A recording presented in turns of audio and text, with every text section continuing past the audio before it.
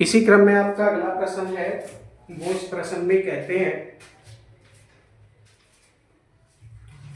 कि 12 pico farad का एक संधारित्र 50 वोल्ट की बैटरी से जुड़ा है, संधारित्र में कितनी स्थिर वैद्युत ऊर्जा संचित होगी। कर लेंगे।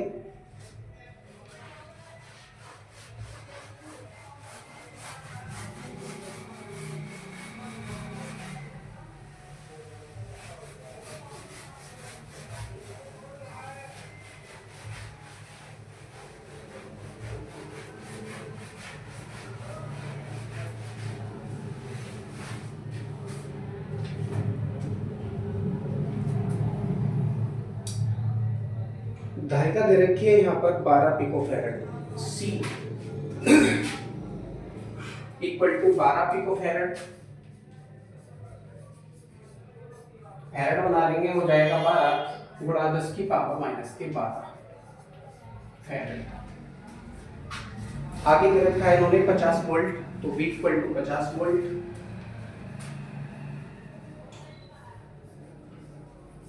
पूछते हैं संधारित्र में संचित स्थिर वैद्युत ऊर्जा।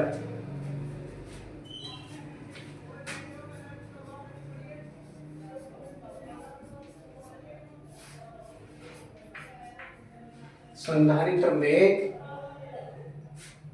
संचित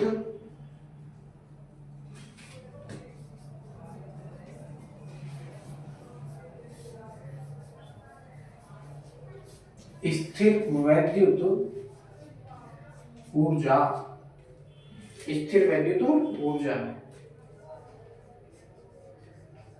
क्या सूत्र है, U इक्वल टू 1/2CV²।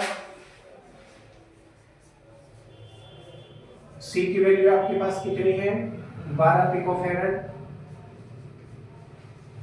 यानी 12 गुणा 10 की पावर माइनस के 12 इंटू V की वैल्यू आपके पास में है 50, स्क्वायर खोलेंगे तो हो जाएगा 50 गुणा 50, डिवाइड करेंगे इसे 2 से 12 को भाग करेंगे तो 2 छंग 12, 6 बार कटेगा, 5 पंजे 25, 25 छक्का 150 हो गया, 25 छक्का 150 है ना, 5 पंजे 25 छक्का 150, 0 0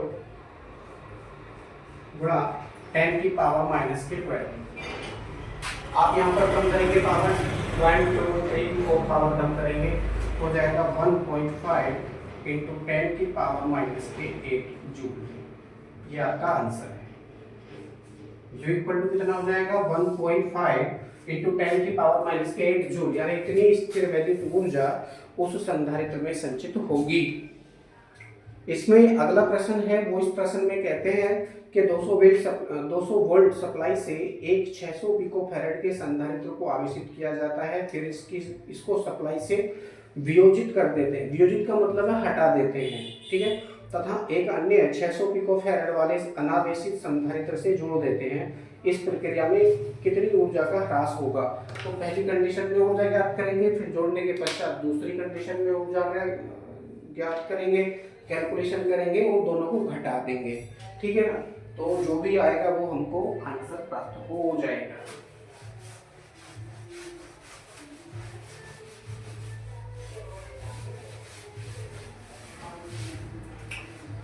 दे रखा है इसमें, पहले संधारित्र की धारिता को C1 से दर्शाएंगे, दूसरे संधारित्र की धारिता को C2 से दर्शाएंगे, वोल्टेज को V1 से दर्शाएंगे और अंतिम जो वोल्टेज है उसको V2 से दर्शाएंगे, ठीक है।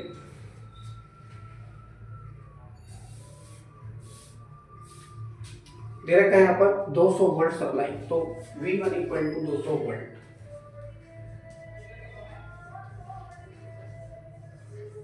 C1 दे रखा है, यानी पहले संधारित्र की धारिता दे रखी है इन्होंने 600 पिको फैराड,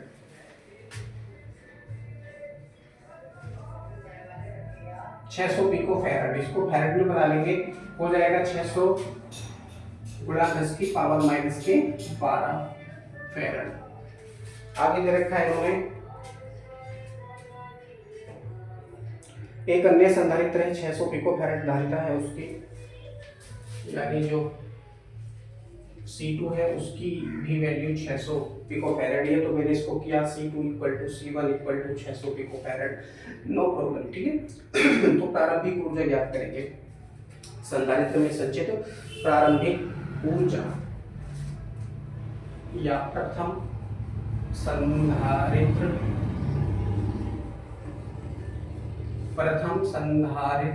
में संचित प्रारंभिक स्थितिज ऊर्जा या प्रारंभिक ऊर्जा शॉर्ट में लिख रहा हूं मैं, नो प्रॉब्लम, ठीक है। लेकिन आप इसको पूरा लिखेंगे जब ये क्वेश्चन में परीक्षाओं में आए तो हो जाएगा। U1 equal to 1/2 C1 V1 square, value रखेंगे 1/2, C1 की वैल्यू आपके पास 600 इंटू 10 की पावर माइनस के 12 इंटू V1 की वैल्यू आपके पास में है 200, गुणा करेंगे तो 200 गुणा 200 हो जाएगा, स्क्वायर बोल दिया हाथों हाथ आपने, काट लीजिए, 2 3 6 300 बार कटेगा, बचा आपके पास में 3 गुणा, आप देखिए 10 की पावर 2 ये है 2 ये है 2 ये 6 हो गई, 12 है माइनस की, तो 3 इंटू 10 की पावर माइनस की 6 बचेगी जूल, यानी प्रारंभिक ऊर्जा कितनी हो जाएगी, U1 इक्वल टू 3 इंटू 10 की पावर माइनस की 6 जूल ये हो जाती है, ठीक है।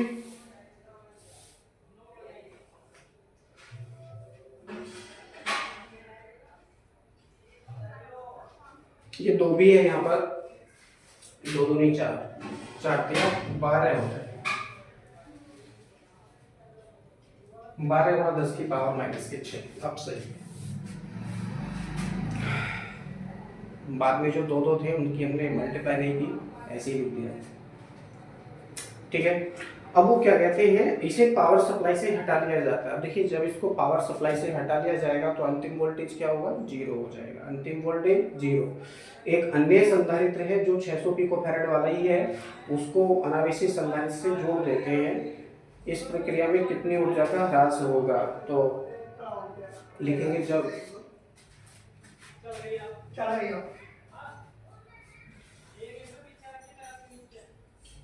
प्रथम संधारित्र को, अब यहाँ पर एक मजे की बात यह है कि यहाँ पर क्रम नहीं दे रखा, कौन से क्रम में जोड़ा जाता है, केवल इतना दे रखा है कि दूसरे संधारित्र से प्रथम संधारित्र को जोड़ दिया जाता है, ठीक है ना।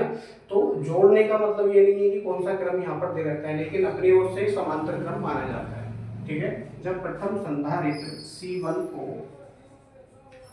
अन्य अनावेशित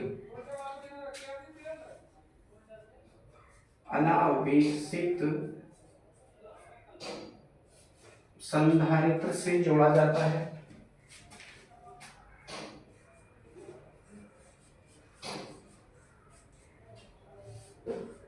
C2 से जोड़ा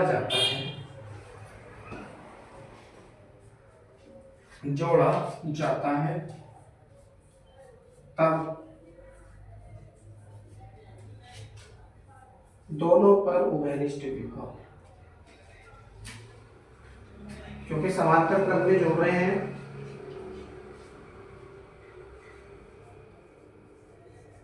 वोल्टेज बिल्कुल बराबर होगा दोनों पर, संधारित्रों पर उभयनिष्ठ यानी कॉमन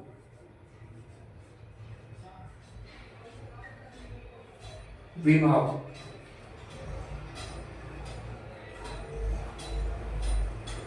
उभयनिष्ठ विभव क्या सूत्र है, V equal to Q upon C, V equal to Q upon C,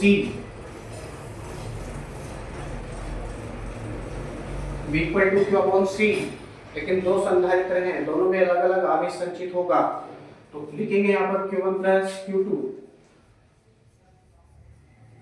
upon Q1 plus Q2 upon C1 plus C2, क्योंकि समांतर क्रम में है, समांतर क्रम में तुल्य धारिता का सूत्र होता है C equal to C1 plus C2 plus C3 plus C4, या बहुत सारे हैं तो ऐसे जोड़ते चले जाएंगे, तुल्य संधारित्र की धारिता हमारे पास में आ जाएगी, ठीक। तो Q1 की वैल्यू भी हमने ज्ञात की थी पहले, पता नहीं कितनी थी या अभी नहीं की है, ठीक है। तो V इक्वल टू क्या हो जाएगा, Q1 की वैल्यू नहीं है तो C1 V1 प्लस ऐसे यहाँ पर C2V2। अब देखिए उसको समवर्ग से हटा लिया जाता है, जो वोल्टेज सप्लाई की उसको हटा लिया जाता है, तो अंतिम वोल्टेज क्या हो जाएगा, अंतिम वोल्टेज यानी V2 इक्वल टू क्या हो जाएगा, 0 हो जाएगा। तो C1V1 plus C2V2 upon C1 plus C2, इसमें हम वैल्यू रखेंगे और इसको हल करने का प्रयास करेंगे। C1 की वैल्यू आपके पास में है 600 गुणा 10 की पावर माइनस के 12, क्योंकि पिको में दे रखा है तो फैराड में बना लिया। इनटू V1 की वैल्यू आपके पास में है 200, ठीक है, प्लस ऐसे यहाँ पर C2 की वैल्यू 600 गुणा 10 की घात माइनस के 12 इनटू V2 की वैल्यू 0 पूरे के बटे C1 प्लस C2 यानी 600 प्लस 600, 600 प्लस 600 और 10 की पावर माइनस के 12 मैंने कॉमन कर लिया, ठीक है। अब हम क्या करेंगे, इसको गुणा कर लेंगे, 600 का 200 से गुणा करेंगे तो 600 6 दूनी 12, 1 2 3 4 गुणा कितना हो गया 10 की पावर माइनस के 12, 0 से इसका गुणा करेंगे तो ये पूरा पद क्या हो जाएगा, 0 हो जाएगा, क्योंकि अंतिम वोल्टेज 0 है, बाद में पावर सप्लाई को हटा दिया जाता है, इसलिए वो 0 हो जाएगा।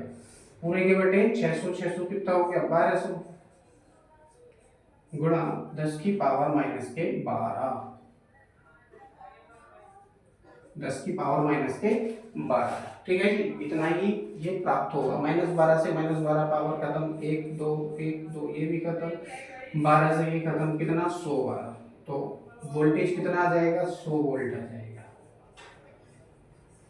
यानी वोल्टेज परिवर्तित होकर दोनों पर कितना हो जाएगा, ओहनिष्ठ विभव 100 वोल्ट हो जाता है समांतर क्रम में जोड़ने पर, ठीक है। लेकिन वोल्ट इसका क्रम हमको दे नहीं रखा था, ठीक है, क्रम नहीं दे रखा था। अब देखिए समांतर क्रम में जोड़ दिया है हमने, तो समांतर क्रम में जोड़ने पर ये तुल्य संधारित्र बन जाएगा, ठीक है। समांतर क्रम में जोड़ने पर यह तुल्य संधारित्र बन जाता है। अब तुल्य संधारित्र पर संचित स्थिति ऊर्जा ज्ञात करेंगे।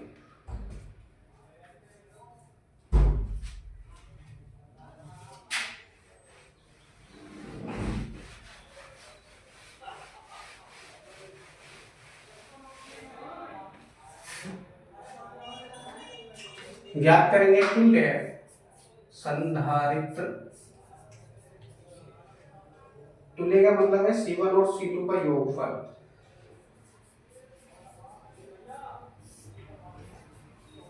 संचित ऊर्जा,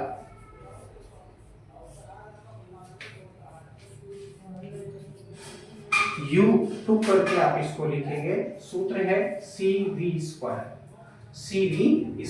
C का मतलब क्या है, तुल्य संधारित्र की धारिता, V का मतलब है उभयनिष्ठ विभव जो बाद में हमको प्राप्त हुआ है वो, ठीक है। वैल्यू प्रयोग करेंगे, हो जाएगा U2 इक्वल टू, अब देखिए C की वैल्यू कितनी प्राप्त हो रही थी आपको, ये हमने नीचे कर दिया था 1200 गुणा 10 की पावर माइनस के 12, 1200 गुणा 10 की पावर माइनस के 12, ये 1/2 भी है,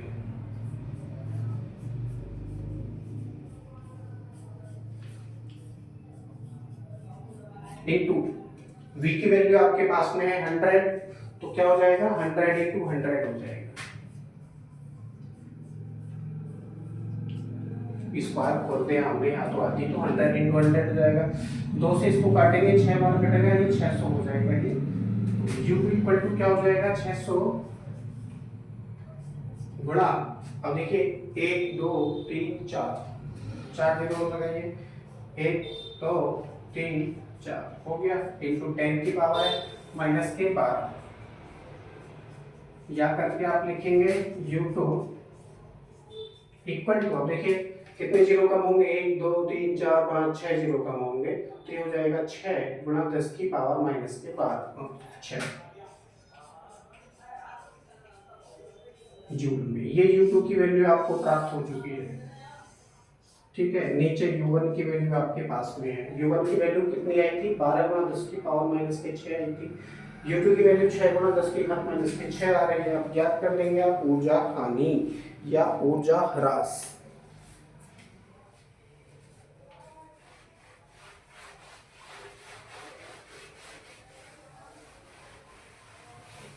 इसलिए का लगाएंगे चिन्ह और लिखेंगे ऊर्जा ह्रास।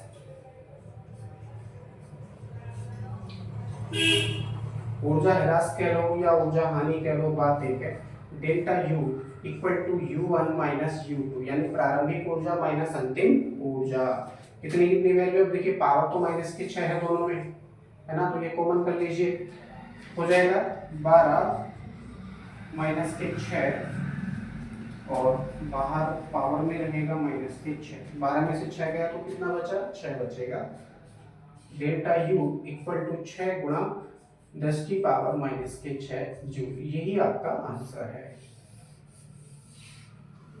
ठीक है, यानी ऊर्जा घट जाए 6 गुणा 10 की पावर माइनस के 6 जूल ऊर्जा हानि होगी जब दूसरे संधारित्र से उसको जोड़ देंगे तो। ठीक है, तो इसका मतलब क्या हुआ, एक आवेशित संधारित्र है, आवेशित का मतलब है ज्ञान से भरपूर है। ये जो रूल्स है ये जीवन में भी हमारे काम आते हैं। कैसे आते हैं भाई, बहुत ही ज्ञानवान व्यक्ति है ना, बहुत ही भरा पड़ा है ज्ञान से भरपूर, और एक पागल व्यक्ति है, तो यहाँ पर जो एक आवेशित संधारित्र है जो 200 वोल्ट संभरण यानी V1 इक्वल टू 200 वोल्ट से अपने आप को आवेशित कर रहा था, आवेश ले रहा था, कंप्लीट चार्ज हो चुका है, उस चार्ज संधारित्र को जब एक अनावेशित संधारित्र से जोड़ा जाता है तो उसकी ऊर्जा हानि 6 गुणा 10 की पावर माइनस के 6 जूल हो जाती है। इसका मतलब ये हुआ कि जब कोई ज्ञानवान व्यक्ति या बहुत ही संपन्न व्यक्ति किसी ऐसे व्यक्ति से टकराता है या ऐसे व्यक्ति के संपर्क में आता है जिसके पास ना तो ज्ञान है, ना धन है, ना संपत्ति है, बहुत ज्यादा है ना, बिल्कुल खाली है हर चीज से, बिल्कुल खाली है हर चीज से, अनावेशित है, मतलब अनावेशित संधारित्र की तरह। अनावेशित संधारित्र का मतलब कोई भी आवेश उसमें नहीं है, बिल्कुल जीरो, यूजलेस, ऐसे को यूजलेस कह सकते हैं आप। तो ऐसे व्यक्ति के संपर्क में आता है तो उसकी ऊर्जा में कमी आती है। ठीक है, तो ये जीवन में भी हमारे नियम काम आता है। आई होप आपको समझ में आ गया होगा। अगले क्वेश्चंस अगले वीडियो में देखेंगे।